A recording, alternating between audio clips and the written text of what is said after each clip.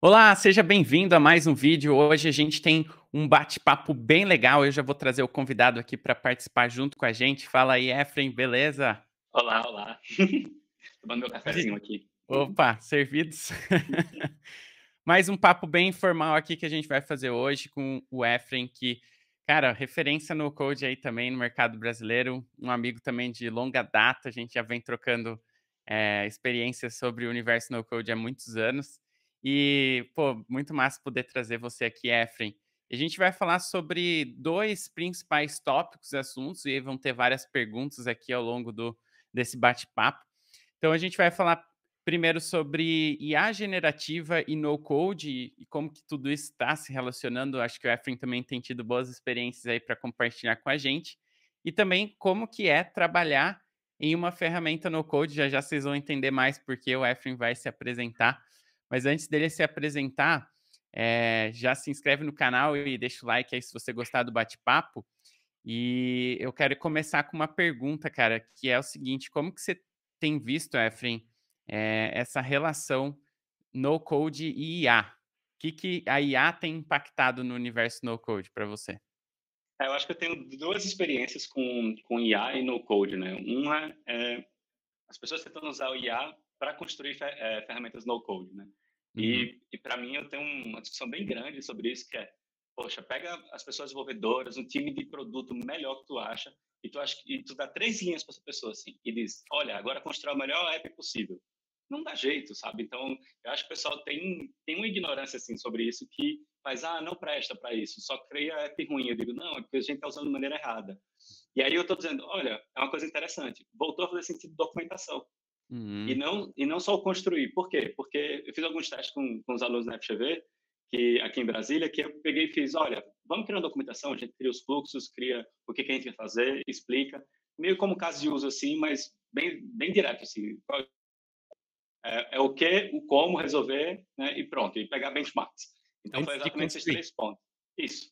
E aí Uhum. virou um documentozinho de 5 páginas. Então um prompt de 5 páginas é diferente de um prompt de 3 linhas, que é o que o pessoal faz normalmente, diz: "Ah, não serve para construir", né.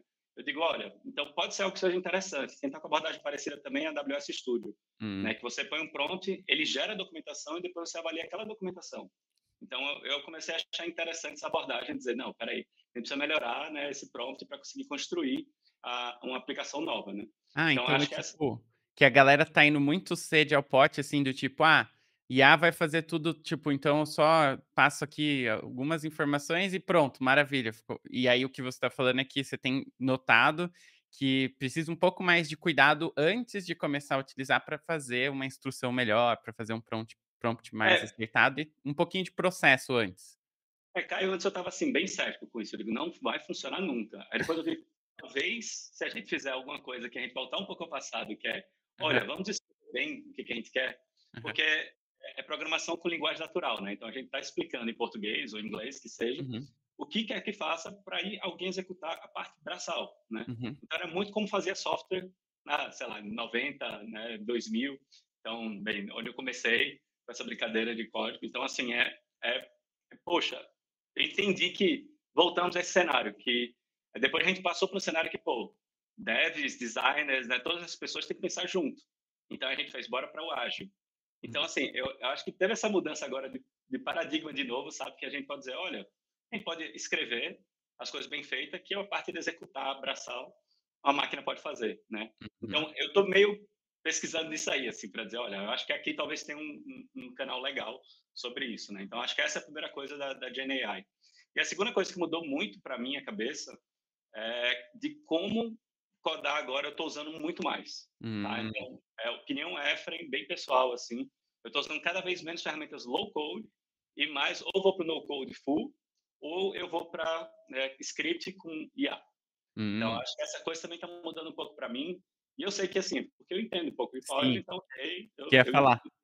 É. Então, assim, eu estou vendo que para quem entende de código, o low code está perdendo sentido, tá? Então, Interessante. está perdendo sentido mesmo. Assim, eu vou para no code mesmo, que aí qualquer pessoa pode construir, né? E aí, ou eu vou realmente para o scripting, né? E eu brinco assim, porque quando a gente fala de no code, a gente está saindo de 1% que sabe programar para 10% que sabe mexer na planilha, né? Então, Uhum. assim, Não é que a gente vamos agora atingir todo mundo, e o pessoal também não tem essa noção, diz, não, agora qualquer pessoa pode fazer. Não é a mesma coisa que, não é todo mundo sabe fazer uma planilha bem feita, né? Então, Uhum. é a mesma lógica para mim. Então, o no-code é muito comparável para mim com planilhas. Então, a pessoa que é planilheira se adapta muito bem ao no-code, sabe? Então, é isso que eu estou comparando agora e dizendo, olha, o low-code está perdendo alguns em alguns cenários aqui que antes, para mim, fazia total sentido. Cara, que interessante, né? Por isso que eu queria trazer mais pessoas aqui, trazer outras perspectivas, outras visões, porque eu acho que isso que enriquece bastante a percepção como um todo, traz outros insights, reflexões. E aí a gente até pode entrar depois na parte, né, que a gente vai falar mais sobre AI e no code, falar um pouco dessa linha que você comentou de uso mais de código agora, por exemplo, com a ferramenta aquela Cursor, né, que foi lançada, depois a gente comenta disso, mas antes se apresenta aí para a galera, brevemente aí, conta um pouco sobre o que você tem feito, background, histórico, que aí acho que também o pessoal vai entender melhor que a gente for conversando daqui para frente. É verdade, eu nem me apresentei, né? Oi, gente, sou Efraim, né? E, na verdade, nesse mundo no-code, eu comecei como um dev preguiçoso, sabe? Então, assim, a verdade é essa. E aí, depois, eu comecei a chamar de gambiarras para desenvolver produto, né? E aí, o nome no-code colou e acabou que, pô, beleza, eu aderi a esse nome, né? Eu acho que o Caio teve um cenário um pouco parecido também, de colar com o nome. Uhum. E aí, pronto, a gente, beleza, ele chamou essa área no-code, para mim é muito mais isso, é um movimento do que necessariamente fazer com código ou sem código, low, Mindset, né? sabe? Então eu acho que é menos, é mais tipo usar ferramentas prontas para resolver meu problema, né? E aí pronto, eu entrei nesse mundo nisso e acabei migrando devagarinho para o cenário onde eu estou hoje, que é construindo a ferramenta no code. Mas qual foi o cenário que eu passei, né? Primeiro, como dev preguiçoso, eu disse, eu não quero fazer essas coisas, o que, é que eu posso pegar pronto para já não precisar fazer, né? Depois eu comecei a construir minhas startups, meus projetos paralelos, meus side projects, tudo com no code, né? Então, eu tenho 2 agora que estão rodando, né? A Ziplo, que é um lugar para criadores de conteúdo vender seu conteúdo, e também a Plus Seguros, né? Que eu fiz toda a parte da seguradora. E essa, cara, foi um caso bem interessante, porque assim, eu nunca tinha construído um produto inteiro para validarem, para depois dizer, ok, agora vocês podem vender. Uhum. Então foi a primeira vez que tive isso, mas o mercado regulamentado, né, como seguro, precisa disso. Então foi algo estranho para mim. Uhum. Mas eu sempre dediquei isso aos projetos paralelos e na minha vida, né, tipo CLT da vida ou tipo empreendendo, era muito mais plataforma, B2B. Então fui muito desse mundo de produto, né, ligado a essas coisas e principalmente a Big Data, né. Então acabou caindo no mundo de Big Data por quê? Porque eu sabia um pouco de matemática, fiz o mestrado em otimização combinatória e acabou a beleza, é isso que tem aqui para frente. Então meio que caí sem querer e foi quando eu estava na Globo, o meu chefe lá, meu líder, ele chegou e fez, cara, tu não tá mais afim de Big Data, vai? Na verdade, eu digo, não tô não. E fez, então beleza, vamos ver as outras oportunidades aqui, mas também, né, eu comecei a pensar, poxa, o que eu vou fazer, né? E aí eu saí depois desses, acho que 12, 13 anos no mundo de Big Data e fiz, beleza, nesses 12 anos passei na Loft, na Globo, fiquei 10 anos com o Case, a gente tentando fazer 8 anos de Big Data e AI, então foi algo muito orgulho para mim, assim, de participar. E aí, tipo, chegou nesse ponto que eu migrei de vez para ser no-coder, e eu fui para o OLX. Aí eu fui para o OLX como no-coder, mas lá aconteceu várias coisas, mudança estrutural que parou de fazer sentido, né? E nessa hora, um antigo chefe meu, uma coisa engraçada é que ele foi a primeira pessoa que me deu uma vaga de gerente de produto, né? Legal. Ele chegou e disse, agora tem uma vaga aqui para tu ser Group Product Manager aqui dentro da Pipefy, né? Massa. E aí agora tu tem a oportunidade de construir a ferramenta no code que tu sempre sonhou de ter do outro lado. Eu fiz, pô, e aí ele me encantou com essa frase, eu digo, pô, verdade. Então vou aceitar o desafio. Estou aqui há 1 ano e meio agora já. Legal. Então a gente vai comentar também sobre esses desafios aí na Pipefy, construindo uma ferramenta no code também, que é bem interessante.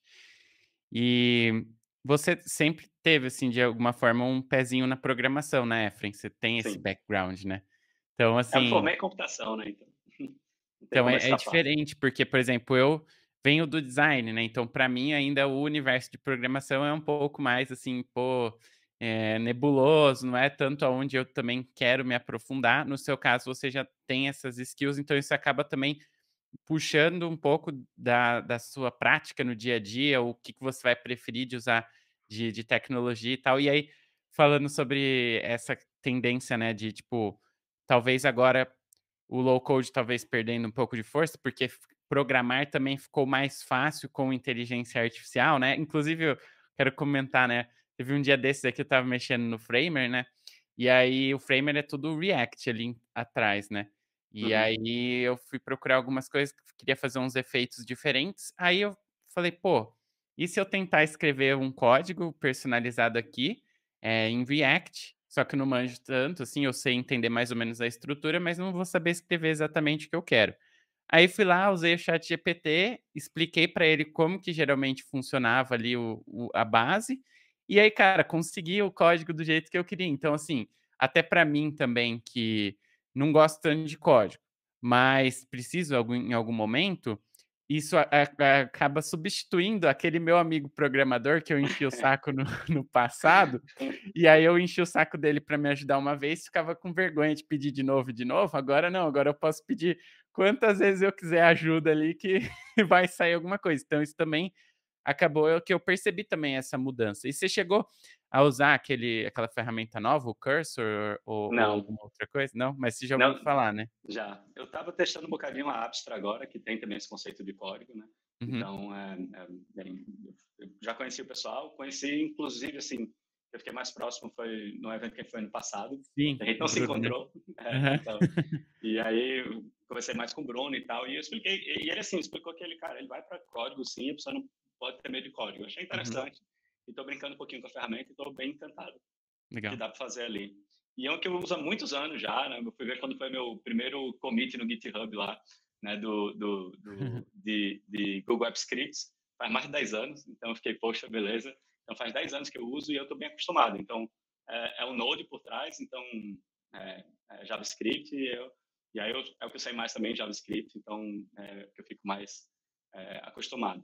Mas a tua provocação, Caio, é exatamente uma provocação porque o código está virando uma coisa mais fácil. Uhum. Hoje eu não preciso saber codar, eu preciso saber lógica de programação. Então eu comecei a dizer, olha, é mais importante entender de engenharia de software, que é mais fácil de explicar, inclusive, do que o código em si. Né? Uhum. Então, por exemplo, função map de JavaScript, até hoje eu não sei. Mas quando eu peço que eu ponho 3 for dentro no outro, eu faço melhor o meu código, ele já me dá com o map bonitinho, eu digo, olha, pronto, beleza, joguei ali. Então, assim, é porque eu sei que ele pode otimizar aquilo. Eu sei, então, é muito mais eu saber usar as ferramentas, né, os LLMs da vida para me ajudar, Uhum. e também entender de lógica de programação, porque muito provavelmente quando tu já pediu meio que sabendo o que tinha que fazer, né? Faça isso, se não, faça isso, se não, faça isso. Sim. E outra, Então, essa faz a diferença. pelo menos assim, eu não preciso saber programar, mas eu preciso ter uma noção do que eu tô pedindo e depois do resultado, se tipo, será que essa estrutura tá parecendo correto? Aí em alguns momentos falei: "Acho que não, deixa eu testar". Mas aí você vai conseguindo ter uma clareza maior, assim, se você pelo menos entender estruturalmente, por exemplo, isso aqui é um JavaScript, isso aqui é uma função. Você não Sim, precisa saber escrever a função, passar uma const lá no React, não sei, mas pelo menos você sabe o que que é, sabe, você já viu um JSON, você sabe o que é uma estrutura de um JSON e tal. Então isso ajuda bastante, então é bem interessante. E o que que você tem usado mais de no code e de IA que você pode compartilhar ultimamente? de no code. O que eu estou usando muito, obviamente, Pipefy é o que eu estou usando mais. Assim, eu estou estressando para ver até onde eu usaria. Por exemplo, Uhum, na Plus Seguros, eu não uso o Pipefy como front para cliente. Eu uso o uhum, Glide. Então, Glide eu me sinto muito confortável de usar.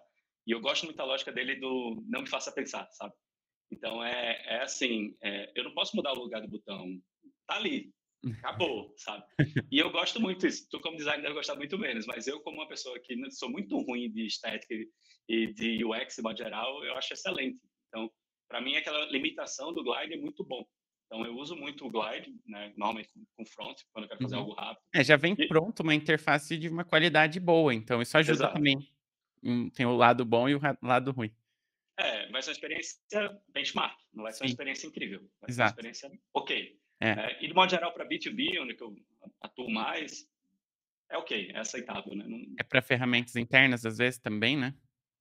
muitas vezes é para ferramentas internas ou B2B mesmo. Então, no caso Uhum, do seguro, tem relacionamento com corretores. E uhum, esse pessoal está acostumado com software muito pior. Então, assim, tá ótima a qualidade do Glide, sabe?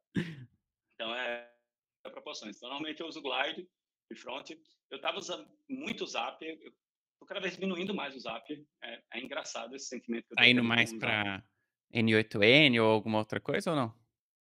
Então, o Google Apps Script, que é como eu estou indo muito, né? Então, Para para fazer as automação? coisas. É.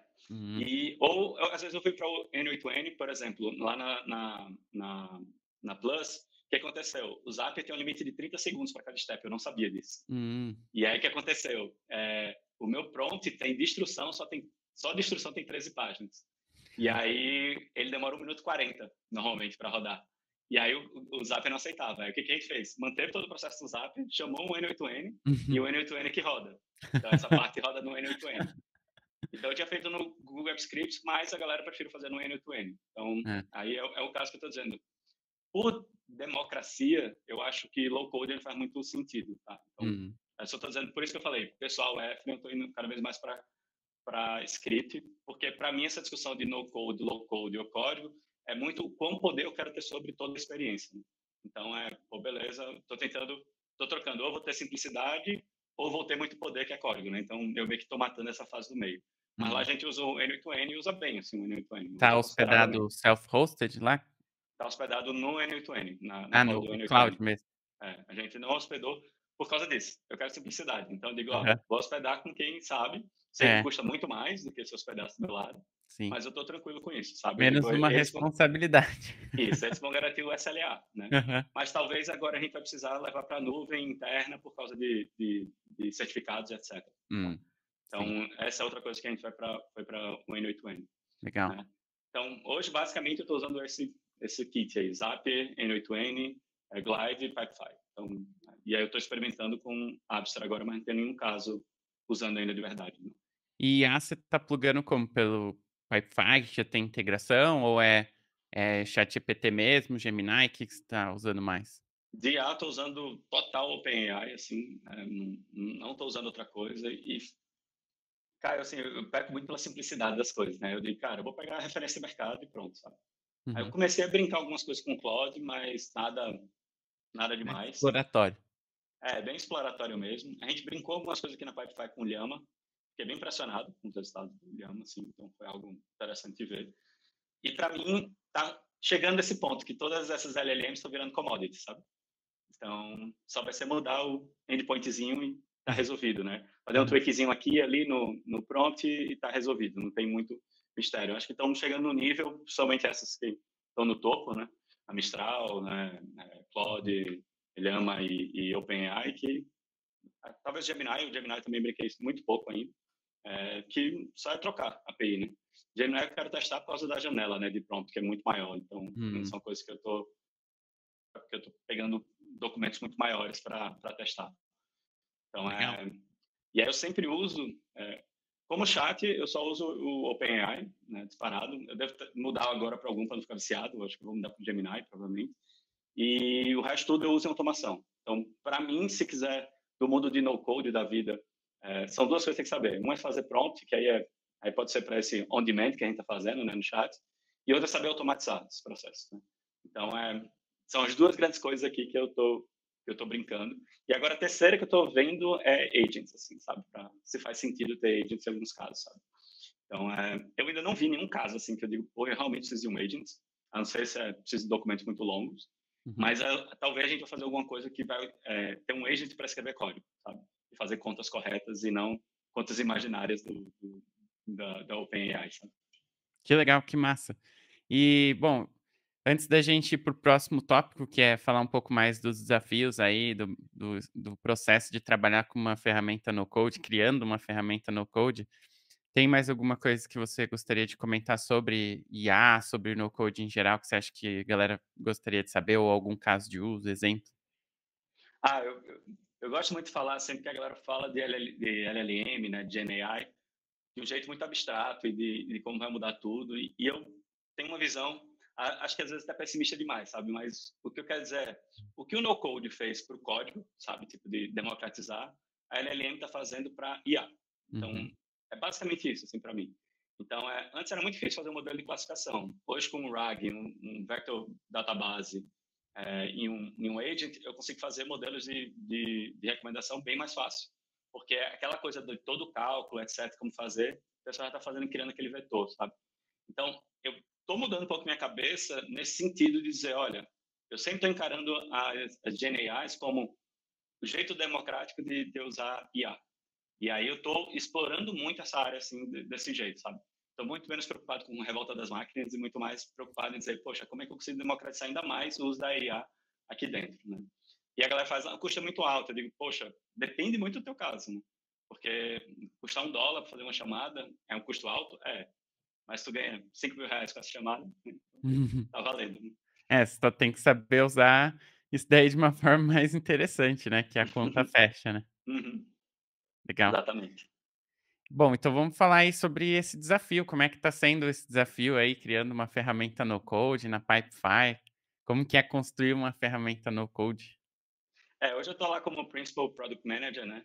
E além de estar responsável pelo produto como um todo, eu estou em um time específico que chama Interfaces, né? Que é como o Airtable tem interfaces, o Zapier tem interfaces, formas de apresentar uma view diferente, né?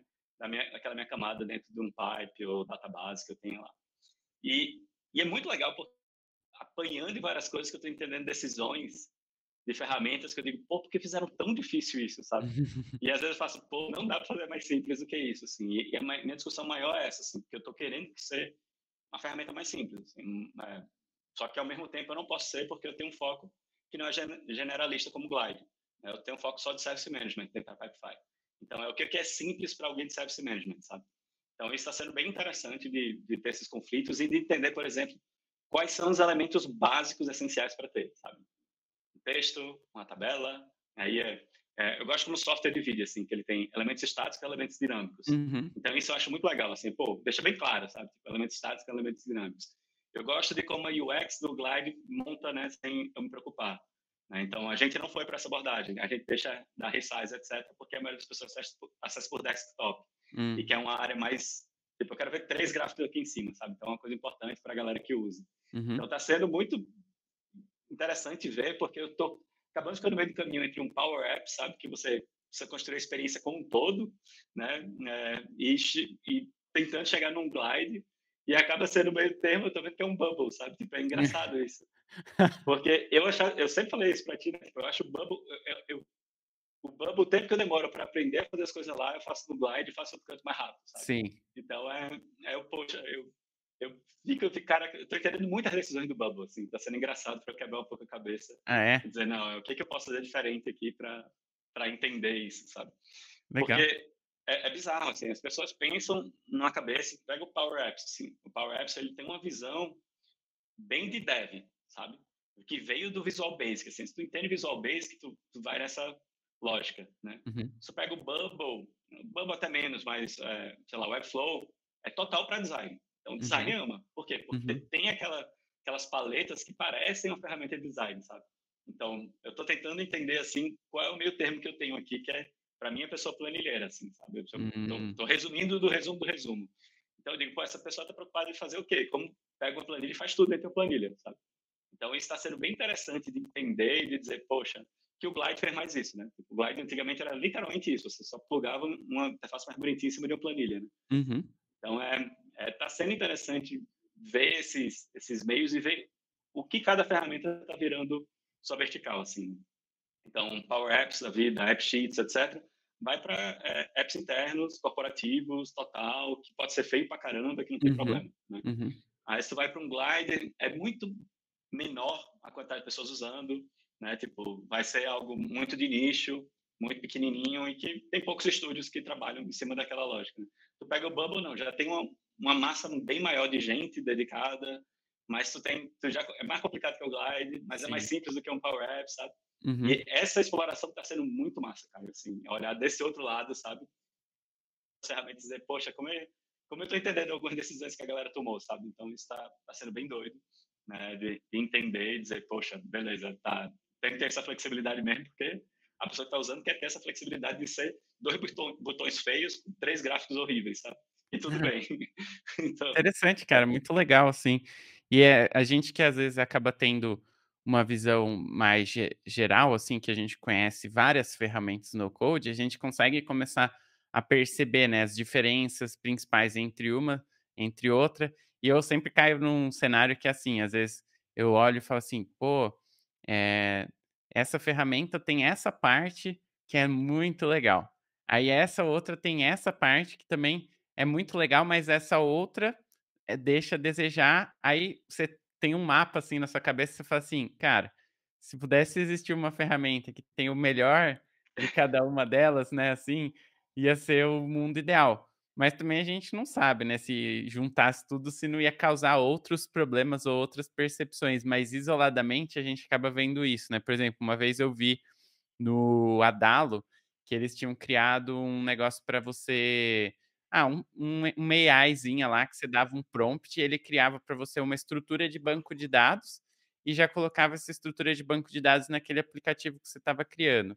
Eu falei: "Cara, uma coisa dessa, assim, dentro do Bubble, por exemplo, ia ser muito legal".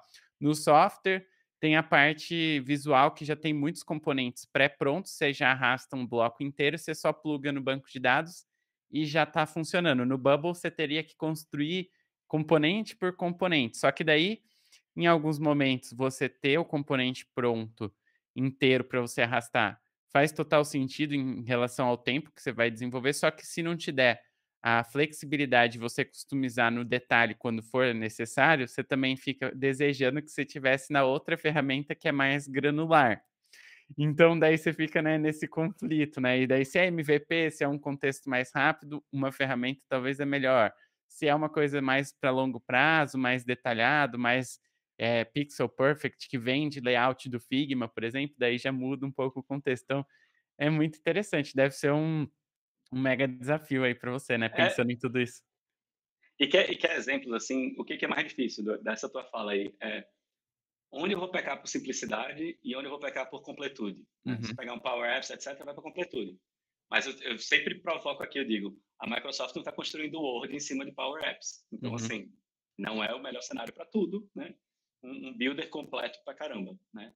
E também tem um outro lado que é mais simplicidade. Pega o Airtable e o Glide, né? Que, por limitar a quantidade de linhas, por ter aquela experiência bem focadinha e fechadinha, consegue ser muito mais simples uhum. e muito mais bonito, vamos botar assim, Sim. out of the box, sabe? Tipo, Uhum, out of the box, tipo, eles são bem mais bonitos, né? Mas você vai para um Bubble, e aí sempre a minha conclusão com o Bubble é essa, né? A chance de você, inexperiente, fazer uma porcaria com a base de dados é aham. alta, de fazer um Feio, app ruim é alta. Então, assim, ruim, eu, feio, que às vezes funciona, mas tá tudo errado. exato, exato. Então, por isso que eu acho legal, se você tem alguém que sabe de Bubble, maravilha, assim, é o paraíso. Mas se não, eu digo, vai para um bem mais simples, assim, vai para, sei lá, interface do Airtable ou algo do tipo, porque é bem mais difícil de fazer uma coisa muito feia, sabe? Uhum. Então, e principalmente se você não é alguém de produto aqui falando de produto de modo geral, né? Nem pessoa desenvolvedora, nem designer, nem de produto, né? Gerente de produto. Então, se você não é, muito provavelmente vai para uma dessa super simples, sabe? Porque a chance é bem menor de fazer. E o pessoal tem muito essa cabeça, né? Quando começa no mundo no code, que não, mas eu não queria o botão aqui do lado superior direito, eu queria no Uhum. inferior direito, Uhum. porque eu quero assim. Muito provavelmente você está errado, só saiba disso. Assim. Então, É tipo jogar boliche com aqueles negócios nas canaletas no canto, assim, né. exato, exato. Excelente definição, acho que eu vou começar a usar isso. Assim. Cara, e eu quero muito isso, assim, você, poxa, o boliche, sabe, que tem a canaleta no canto para ser limitado por design, assim. Então, a limitação por design é uma coisa boa, né? Aí a Apple mostrando isso desde sempre. Né? Uhum. Até recentemente a gente não conseguia nem mexer o ícone de lugar na tela, a gente podia escolher, né? E óbvio que não era limitação técnica aquilo, né? Uhum. Era limitação por ter uma experiência muito boa. Né? Então, é essa provocação, assim, entre o simples dessas ferramentas no code e low code e a completude. Então, isso é que eu interessante eu jogar, sabe, cara? Dizer, olha, onde eu quero um lado, onde eu quero o outro. O Zapier, por exemplo, uma limitação bizarra do Zapier era não ter loop, até recentemente, né? Uhum. Então, era algo que eles não tinham. Por quê? Porque eles contavam por task, loop não era coisa legal para eles e acabaram botando. Agora tem um ciclozinho de loop lá, mas é bem ruimzinha. Acho que é só para dizer que tem. Outra coisa, eu não consigo dar uma resposta, então eu não consigo montar uma API, eu só tenho um webhook lá dentro. Hum. Mas, assim, é muito mais simples que qualquer outra que tem. Né? Acho que comparado só ao Make, né, vai ter alguma coisa parecida assim de simplicidade. O Sim. resto é muito mais para completude, sabe? E o Então Make já vai pra uma linha de, tipo, tem que entender JSON, já uhum. fica mais complexo, né. que é como o N8N também, né? Aí Uhum. o N8N é nem entender JSON, você tem que entender JavaScript, né? Para fazer algo mais parrudo e tal. Então, essa linha que tá sendo muito divertido, cara, assim, de olhar do outro lado.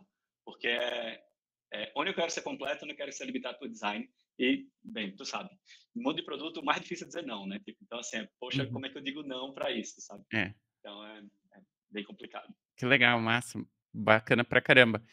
E, bom, pra gente fechar, o papo tá ótimo, mas, né, se a gente continuar aqui, a gente vai até 2 horas de conversa, mas se a galera curtir e gostar, comenta aqui embaixo, eu trago o Efraim mais vezes e a gente vem com um foco mais específico em algum assunto, alguma coisa que vocês quiserem saber. Inclusive, deixar um recado também para você que está assistindo aí, vou deixar um link aqui na descrição do vídeo. Se você quiser bater um papo aqui comigo, tá aberto o convite aí, tô trazendo várias pessoas aqui para participar de uma conversa, a gente contar um pouco da sua história, do que você está fazendo aí com no code, com design, com startups. Vai ser bem legal trocar uma ideia com você. Se estiver curtindo o papo, deixa o like no vídeo também. E Efraim, que dica que você dá aí para quem está querendo entrar nesse mercado no code e AI? E para fechar também, o que você acha que vai ser o futuro aí dessas tecnologias? Tá, eu vou pensando aqui enquanto futuro, mas eu vou Aham. responder o que é que tem que fazer para Sim, entrar. sim. Faz, sabe? Tipo, faz, acho que não tem outro jeito. Para mim, o pior cenário é o seguinte: eu acho que se você for depender de pessoas desenvolvedoras ruins, eu prefiro 1000 vezes ir para o no-code do que depender de pessoas. Se eu não conheço, se eu não tenho essa rede de pessoas, né? Muito provavelmente eu vou estar com uma pessoa que não é boa, tá? Então, acho que esse é o grande lance. Então, eu iria muito aprender essas ferramentas, sabe? E aí, o lance é você está trocando tempo por aprendizado. Então, no lugar de terceirizar isso para alguma coisa, você está aproveitando, você está gastando seu tempo para aprender. Né? Isso vale para código também. Né? Então, assim, beleza, eu posso sentar e aprender se tiver interesse de botar algo, né, na rua. Né? Uhum. E eu acho que é bem interessante, assim, mesmo botar super feio o projeto e etc. Eu direto, assim, quando alguém me apresentar, olha, eu fiz um projetinho aqui no Bubble ou no Flutterflow, né? E, tá aqui, ó, vê aí. Pô, que massa. E aí, já tem alguém usando? Sabe? A primeira pergunta que eu faço, assim. E pouco importa se está feio, mas se tem alguém usando, é outros 500, assim, sabe? É, Então eu digo, ó, beleza, sabe? Ótimo. E aí, outra coisa que eu provoco é quem está querendo começar será que você realmente precisa pensar a experiência ou você pode usar algo já pronto que existe, tá? Por exemplo, quando eu criei o dashboard da Ziplo, a primeira coisa que eu fiz foi um glide. Mas aí eu vi que o pessoal nem usava a ferramenta, sendo bem sincero. Então eu peguei, o que eu fiz? Eu fiz, o que o pessoal queria ser? Alertado quando teve uma venda. Aí eu joguei pro Telegram, que é onde a maioria dos criadores de conteúdo já estão. Eu peguei e joguei no Telegram um botzinho que fica lá disparando a mensagem dizendo, beleza, você tem mais uma venda, você tem mais uma venda. Então, eu não precisei construir interface gráfica para aquilo. Eu usei onde a pessoa já estava. E aí isso vale para e-mail, vale para WhatsApp, vale para Telegram, vale, né, Slack, né? Então, assim, vale para o Teams. Então, será que vale realmente você fazer uma experiência como um todo? Ou é melhor você se preocupar com as regras e negócios que você tem do que você quer criar no code, né? E usar uma ferramenta pronta para isso, sabe? uhum. Então, para começar, tanto quando eu quero a experiência, vai, faz, beleza. Eu iria muito mais para as ferramentas bem no-code mesmo, e não para uma ferramenta Mais low-code, simples, né? bem mais simples. Aí a pessoa faz, não escala, eu digo, tu não tem ninguém usando. Então, assim, vamos ter alguém usando para se preocupar, né? E até o Glide agora aceita 10 milhões de linhas, né? Eles sabem que já conseguiram passar esse número, inclusive. Então, assim, não é uma preocupação mais escalabilidade. Há um bom tempo, né, no mundo de low code, a escalabilidade não é mais um problema, né? O N8N escala super bem também dentro do Kubernetes e tal. Então, assim, o Supabase escala maravilhosamente bem também, né? Então, poxa, vamos dizer, escala não é um problema, sabe? Se tu começar a ter clientes que estão incomodando essas pequenas, tipo Airtable, Glide, aí beleza, tu vai pagar alguém especialista para fazer uma migração para isso, sabe? Mas tu já vai ter uso, etc. Então, essa para mim é a primeira dica, faz isso. E a segunda é, realmente eu preciso fazer aquela interface gráfica, senão eu só vou fazer serviços prontos dentro do Zap, etc. Né? E aí, poxa, beleza, é muito mais simples do que eu conseguir me preocupar com a experiência. Porque aí já é outro jogo. Experiência é algo bem difícil de fazer. E não é todo mundo que vai saber fazer. Então, talvez seja melhor você já usar aonde a pessoa está e É. fazer, usar daquela experiência para funcionar. Essa é uma ótima dica, porque, cara, tem muita ferramenta já pronta, assim, soluções de mercado que às vezes vão atender, e outra, tirar o usuário do habitat natural dele, ali, do hábito dele, é bem difícil, né? Então, conseguir emplacar ali que o usuário vai entrar naquela aplicação que você criou, às vezes baixar o app, né? Tem muita gente que não, tem que ser um app nativo, tal, cara, só para você convencer o usuário a baixar, abrir o app, né, tipo, é mais um app, então, assim, reduzir essa barreira de adoção também, de retenção, utilizando coisas que já estão inseridas ali no dia a dia da pessoa é uma ótima estratégia e ainda salva tempo de construir uma coisa nova, né. É que é Legal. um exemplo final aqui, imagina, pessoas corretoras, né, etc., mercado de seguro, o Uhum, pessoal está muito acostumado à planilha. Por que eu vou mudar essa lógica, sabe? Querendo botar um app bem bonitinho de front, sabe? é. Talvez não seja melhor usar só uma planilha, a pessoa preenche aquela planilha, tá? No menu lá, clica em enviar os dados, sabe? Então, eu estou bem provocando isso, assim, do limite, sabe? Do que eu preciso desenhar a experiência, do que eu preciso estar na ferramenta que a pessoa já está acostumada, né? Uhum. Legal, boa reflexão. E o futuro, o que que você acha que vai ser aí, o que que você tem visto? Pode ser um futuro breve, não precisa a gente chegar daqui 5 anos que vai ser difícil dizer, mas o que que você está É, enxergando aí como tendência? é atribuída a Bill Gates essa frase, eu procurei até, parece que é dele mesmo.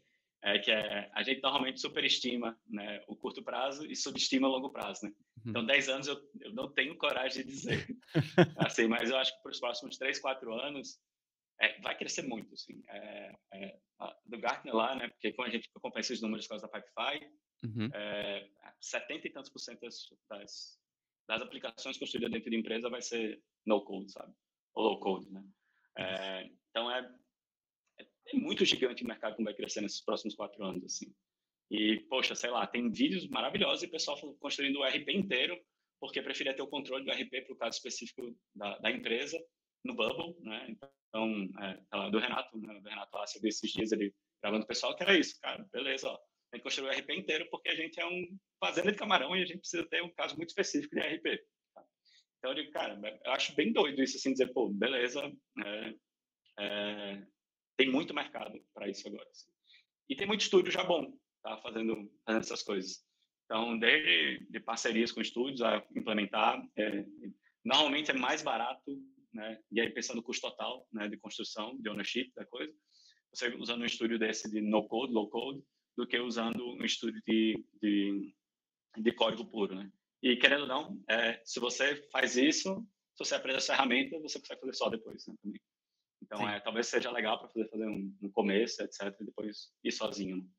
Né? Então, eu estou bem empolgado tá, com esse mundo de ferramentas, né, para construir aplicações. Eu acho que vão ter poucos winners nessa história daqui para frente e vai ter muita consolidação dessas ferramentas, sabe? Ou então vai ficar muito nichado, né? Que tudo bem. Eu sou muito hipster, né, em produto, então assim, eu gosto de produção super nichados e pequenos e eu acho que é uma boa, sabe? Então também acho que vai acabar acontecendo isso no mercado como um todo, né? Mas o crescimento, cara, nos próximos 4 anos aí eu acho que vai ser gigante, sabe? Isso. E Sim, aí é. a discussão sempre a Gen AI vai acabar com os apps. Eu digo, será? Tipo, os bots de WhatsApp e Telegram já prometem isso há tanto tempo, né? E não rolou, né? Mas eu acho super importante, sim. Eu acho que vai mudar realmente o cenário. Vai tornar... que nem eu falo, agora para meus alunos, exercício, eu faço exercícios mais difíceis. Então, acho que para esses estudos, etc., essa galera no code vai aparecer coisas mais difíceis do que fazer um form de nome, sobrenome, e-mail, telefone, sabe? Porque Uhum. isso aí, realmente, isso aí eu acho que vai ser super fácil de fazer e GenAI vai resolver para muita gente isso já pronto. Legal, eu tô vendo isso também. Tá evoluindo o mercado, tá subindo a barra, tá se profissionalizando. As ferramentas estão se consolidando, a gente está tendo mais casos de uso, casos de sucessos, exemplos, isso tudo vai gerando uma atração maior, as projeções aí de crescimento também desses órgãos importantes que fazem pesquisa são promissoras. Então, tudo indica, eu já vejo vagas específicas para Dev No Code, Dev Bubble, né? A parte de automação também, DevOps ali, não DevOps, é o No Code Ops, né? Que eu diria, a parte de né, estamos tendo ramificações também. Já gravei vídeo aqui falando também, será que a gente vai começar a separar, né, o front designer, no coder, o back-end, o desenvolvedor também, segmentar mais isso, o cara de automação, de integração, enfim, de dados, né? Então, quem sabe mais para frente a gente começa a ter núcleos, né, em times dentro dos times de desenvolvimento ou separados, mas que de certa forma têm interface um com o outro ali dentro de empresas, mas utilizando essas ferramentas, ou se não desse formato, é aquela premissa do citizen developer mesmo, que é disseminar isso e ter ali a galera já como uma skill, fundamental ali, básica, já como é usar um Excel, um Word, né, uma ferramenta básica ali do dia a dia, que cada um possa construir suas próprias aplicações. Eu vejo possibilidades nesses 2 contextos, não sei o que que vai deslanchar primeiro. Em termos de agências, caramba, a gente tem visto muito crescimento, tanto de criação de novas agências focada em no code e low code, como também as agências já existentes se adequando e também trazendo isso como mais uma opção, ali no pool de serviços também. Então, bem É, interessante. tem algumas coisas, por exemplo, agência de publicidade, né? Tipo, esses estúdios de design, etc. Cara, se essa galera não for pro no-code, tá lascado, assim, porque É. tá muito difícil competir por pessoas desenvolvedoras que estão querendo fazer projetos legais, empresas tech, né? Conseguir dizer, olha, fica aqui, sabe? Então, ir pro no-code para essa galera, pro low-code especificamente, né? Tipo, vai ser a maravilha, né? Então, minha opinião vai existir os dois, né? Como Uhum, toda profissão, vai existir, tipo, aquela pessoa que vai ser bem específica, tipo, UX writing, né? Tipo, como teve em design, como teve em produto, como teve em desenvolvimento. uhum, A gente vai ter a mesma coisa, isso para as pessoas, né? Mas eu acho que vai ser muito mais por ferramenta até do que uhum, necessariamente por área, sabe? Então, talvez seja, eu faço experiência aqui no Bubble, no front, mas eu não vou usar o back-end do Bubble, ou até eu uso, mas quem faz a parte do back-end é outra pessoa, que pode usar o Bubble ou não, né? Fazer o uhum. back-end e tal. Isso. Então, acho Legal? que vai ser muito mais essa divisão, assim. Massa, muito bacana. Efren, muito obrigado aí pela sua participação, pelo tempo, por trocar essa ideia, esse papo que foi muito bacana, deu várias dicas aí. E a gente marca mais depois, se tiver afim, a gente vai trazendo mais assuntos, tópicos aqui. Espero que você tenha gostado de participar aí também. Fechado, sempre um prazer, Caio, falar contigo. Então, obrigado pelo convite. Valeu. Valeu você que assistiu até agora aí. Obrigado. Deixa o like no vídeo, se inscreve no canal e acompanha os próximos vídeos aqui em breve. Valeu, um abraço, até o próximo. Tchau, tchau.